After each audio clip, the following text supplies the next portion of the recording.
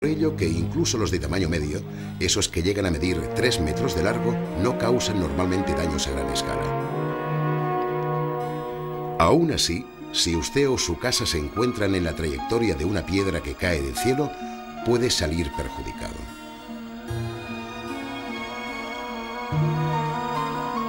Cada día, toneladas de meteoritos se precipitan sobre la Tierra.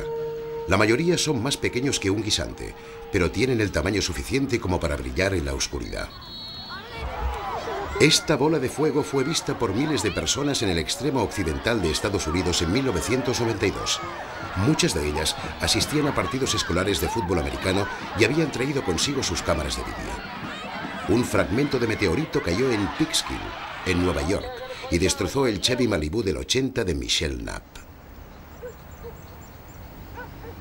Estaba en mi casa viendo la televisión y de repente escuché un estruendo, parecido a un accidente de coche. Era un pedazo de roca con incrustaciones de hierro, del tamaño de una pelota de fútbol. Me dijeron que esa roca tenía unos 4.000 millones de años, es decir, que era tan vieja como la Tierra. Es emocionante.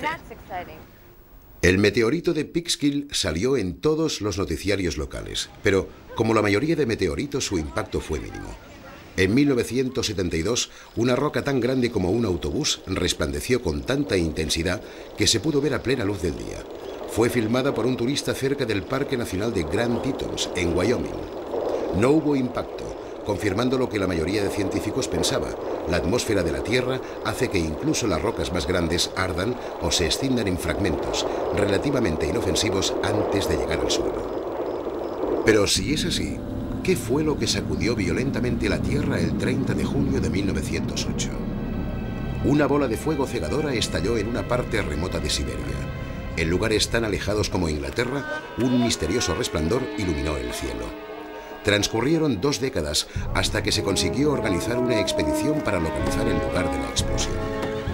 Fue un duro viaje hacia un destino incierto, pero los científicos se dieron cuenta de que habían llegado al lugar, al ver la impresionante zona devastada a orillas del río Tunguska. En un área de cientos de kilómetros cuadrados, la taiga estaba arrasada en vastos círculos concéntricos. Los científicos sospecharon que la destrucción había sido causada por un enorme meteorito, un asteroide. Decidieron desenterrarlo. Tras muchos meses drenando las marismas y excavando la superficie devastada, no hubo resultados. Durante muchos años, el suceso de Tunguska fue uno de los grandes misterios de la Tierra. Aproximadamente en la misma época, al otro lado del globo, este gran cráter en el desierto de Arizona encerraba un misterio parecido. A principios de siglo, Daniel Barringer, un ingeniero de minas, encontró pequeños fragmentos de meteorito alrededor del cráter. Perforó la superficie del cráter buscando un asteroide, pero tuvo que abandonar con las manos vacías y desanimado. Los geólogos no se sorprendieron, pero años más tarde, un joven Gene Shoemaker estaba intrigado. ¿Qué había ocurrido aquí? El aspecto era el de una herida enorme en la Tierra. Parecía como si la superficie terrestre hubiera encajado un golpe devastador. Grandes capas de roca que antes se encontraban dispuestas horizontalmente habían sido fracturadas y arrojadas con fuerza por los aires. Los bordes estaban sembrados de grandes bloques de piedra caliza que solo podían proceder de las profundidades, proyectados a decenas de metros en el aire. Pero como todos los geólogos, Gene había aprendido que incluso los paisajes de aspecto más singular tomaban forma lentamente. El Meteor Crater no podía ser eso, un cráter producido por un meteorito, a pesar de su nombre. La gente dice, ah sí, hay meteoritos que caen del cielo, lo aceptamos, un pedazo de este tamaño. Acepto que eso pueda caer del cielo. Sin embargo, pensaban en una roca del tamaño de un puño y no en una montaña, y yo tenía una montaña que había caído del cielo. En la universidad no se mencionaba nada sobre impactos, la geología no los contemplaba. Los geólogos son esa clase de personas que dicen, quiero ver el proceso, quiero ver cómo sucede. Entonces creeré que ha ocurrido otras veces en el pasado. Gene Shoemaker fue uno de los geólogos que vio algo que le llevaría a cuestionar los principios fundamentales de su profesión. Tenía unos 20 años cuando empezó a trabajar en el Centro de Pruebas Atómicas de Nevada, un lugar clasificado como alto secreto. Allí fue testigo de un nuevo fenómeno que producía cráteres.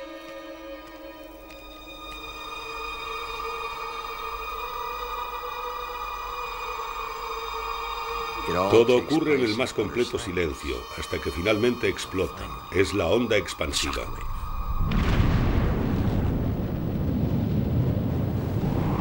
¡Bum! Y a continuación le sigue un estruendo que se aproxima.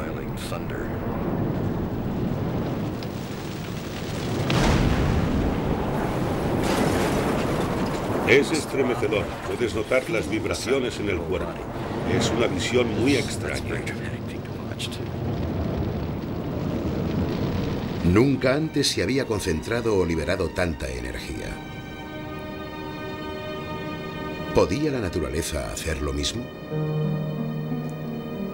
Este cráter no se había formado durante miles de años. Se creó en un instante. Y a Jean le recordaba otro lugar que había visto. En aquella época era el cráter de mayores dimensiones provocado por una explosión subterránea a poca profundidad. Así que pude relacionarlo directamente con el producido por la madre naturaleza. Mi intuición fue que debía ir a Meteor Crater y observar la estructura, ya que nunca se había trazado un mapa completo, ni se había descrito. Desconocía la estructura hasta que fui al lugar.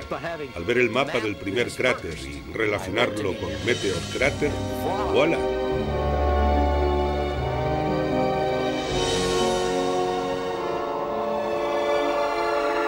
Me quedé asombrado al comprobar que todos los componentes observables en el cráter nuclear se reproducían aquí a una escala gigantesca, incluidos los fragmentos de material fundido.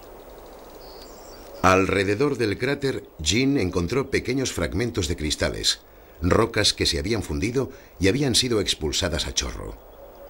Había visto lo mismo en Nevada. Algunas de las rocas contenían un mineral nuevo, la coesita, una variante de cuarzo muy densa que un volcán no tiene la suficiente potencia para producir.